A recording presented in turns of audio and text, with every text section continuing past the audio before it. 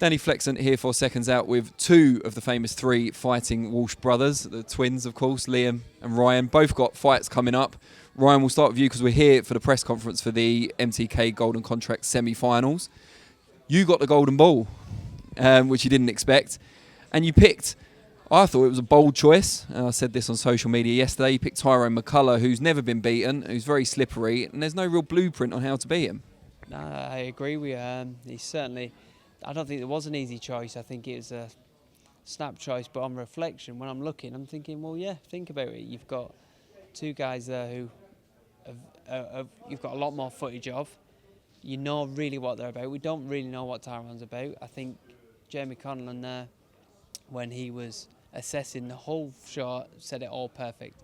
He's a potential banana skin, and I've got to show my experience. To win that fight, I show my experience. Simple as that. Who do you fancy in the other semi-final? We've been asking everyone who we spoke to kind of predict the other semi-final. I think that's a really good fight, and the best man will win. And how they win, it'll be down to this is what I'm massive on. How they win will be to who can execute, especially in a fight like that, who can execute their style best on each other. I'm certainly a fan of Jazza. I think he's just up my street. He's a throwback fighter. He wants to fight. I've known about Jazza for a long, long time. He didn't light me up there, telling me he'd beat Wood, so that'll give him confidence. I know it was the amateurs, but still, when you've got a blueprint on someone in your mind, you just got, and he can execute that. He's proved that, and I massive respect him too. I've been sparring it, the guy he fought last, Ramos, and he's a good, fast, young, hungry fighter, and he's done a really good job with him. What do you think, Liam, the other semi-final? You going to get off the fence? Yeah, I'm going to stick my neck out there. I always do. Well, I don't. Do I always? I don't know. Anyway, I'm going... Yeah, as long as it is. I'm going Jazza points, and 8-1 is massive. Is that what he is, to win on points? On points with 365, and that's huge. I don't know if I should have said down here, but... Well, we're sponsored by Bet Victor, and I'm sure their odds are equally generous, but forgetting that for a second, yeah, maybe even better, yeah. It's huge. I can't... It's a good fight. It's a close fight, but 8-1 on Jazza to win on points. It's only 10 rounds. Who's giving them odds? You know, I know who's giving them, but who's come up with that? Maybe people that have seen him on Sky a lot more recently, whereas Jazza's been maybe out the limelight a little bit. I think Jazza made a really good, valid point there as well. He said what? Because he's got more coverage than me, he's a better fighter, and it's true. It's boxing. The fans are quite fickle, and it's easy to a commentator to say this man's a really good fighter, and all of a sudden, a million people think he's a really good fighter, or hundreds of thousands, whatever's watching. But I think it's a good fight. I like the fight, and I like Jazza personally, and I hope he gets the result. Although I like Lee Wood as well. I've got nothing against Lee Wood at all. It's the best man. Hopefully, like my brother said, the best man wins, and then best man wins in his fight, and we meet him in the final. Ryan, it's recently been announced by the board of control that you're going to be defending your British title against Reece Mould, only about a month after the semi-final here, and you're apparently happy to do so. Yeah, 100%. I come into this tournament as British champion. The British Board of Boxing don't seem to be on board with this tournament, so that's it's worked out perfect for me. You know, you don't get many plan Bs in boxing. I was up on the table and I said the same thing, and I agree with it. I'm not in a position to be able to lose, and I'm really happy. I mean, I've not had activity or even a sense of activity like since I started my career. So this is it's a little bit late, but I'll take it. You know, as many fights as I can get in a calendar year, let's have them. I ain't got time to waste.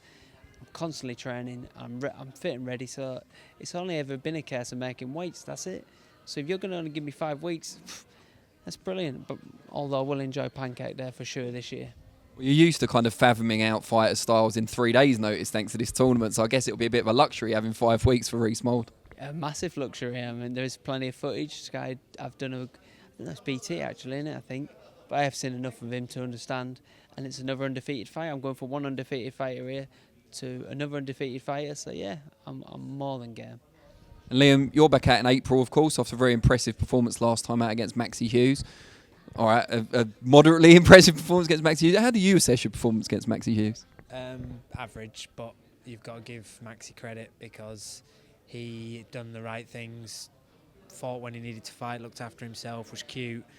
I think he's underappreciated. I think I said the day before that at the press conference before I fought him, I think Maxie's skills and know-how is underappreciated, and I'll stick to that. he's smart, he's clever, he knows, he knows what he's doing. So he made it. To me, in my mind, watching that, a stinker. But I'd like to be in more entertaining fights, obviously. But southpaw the southpaw stance is always a pain in the arse, isn't it?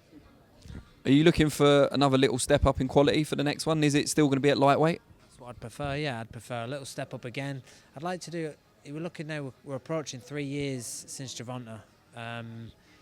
In that time, I've had 2 rounds with Kahina, and I've had 10 rounds with Maxi. So that's 12 rounds. Without any disrespect to either, because I respect them both, and I thank Kahina for coming in at very late notice. I thank Maxi for giving me a good fight, but I didn't really have to stress myself and battle down to really win rounds and really push myself. So I'd like to be in a competitive fight where I'm having to get some good work out of myself and then really push on. But the board have now mandated myself for the British lightweight title for the winner of Gavin Gwynn and James Tennyson. They're not fighting till May, I think it is. So that's something for later in the year, which quite excites me, because to be a 2-weight British champion is something I'd never really envisioned or thought about. I always thought I'd win a British title, I'd go past that, and that didn't quite work. But if I could win 2 British titles, that'd be quite nice. And not only that, if Tennyson was to win, which he'll be a heavy favourite to win, he's ranked in 3 of the sanctioning bodies. So not only would not only would you pick up a British title, but it then pushes you in the direction you need to be going. So ideally that'd be the fight I'd really like towards the end of the year, or I'd have it in May if Gwynn pulled out from me in. But we'll see what comes. But April the 18th, I'll be fighting at York Hall in a good fight, hopefully. What's your prediction for Ryan against McCullagh? Obviously, we know you're going to pick to win, but is it going to be points? Is it going to be stoppage? What do you think? $7.5 grand is a great. Yeah, Ryan. I know how good Ryan is. I'm probably one of a few people who actually know how good he is, because no one's with him more than me. Not his missus, not his kids, not anything. I'm with him round the clock, literally. So I know how good he is and how good he can be. And if Ryan performs how good he can, then Ryan will win, and Ryan will stop him and do a good job on him. But he's also a tricky customer. He's not a man who's going to be stopping for 2 seconds to let you get 2 and 3 shots off on him. You'll be lucky to get 1s and 2s off on him. So he's going to have to be smart. He's going to have to do a good job. But Ryan anywhere near his best stops him. Go along with that, Ryan? Yeah, this is the mastermind. This is the person who definitely knows me best. He's the person I listen to most, and we'll be discussing the best way to solve that awkward, horrible, unpredictable style. And there is ways. I've got ways already in my mind, and between the 3 of us, Michael will be here soon. Like we done with the Cuban, we'll find our way. I've got all the tools to do what needs to be done. It's just unlocking it, and it's all part of. It's a process, this, and I'm relishing the idea that I know that's not easy. That is not easy work. Just even the thought of it now, I'm thinking there's nothing easy about that. Like you just said, he's not going to stand there and let me whoop him. The Cuban come to fight and try and knock me out. This isn't the same. He's going to come. If he does, brilliant. But he isn't, is he? He's going to come and try and nick it and pinch it and box and be awkward. And okay, I've got to make sure I show my experience. Simple as that. Experience wins on this. Brilliant. Well, I really appreciate both your time. Wish you the very best luck for Friday and for obviously April as well. Cheers, lads. Keeping fighters relevant and Top man, cheers, Danny. keeping us always in the picture as well. Thank you. No Cheers, problem. man. Thank you, Danny.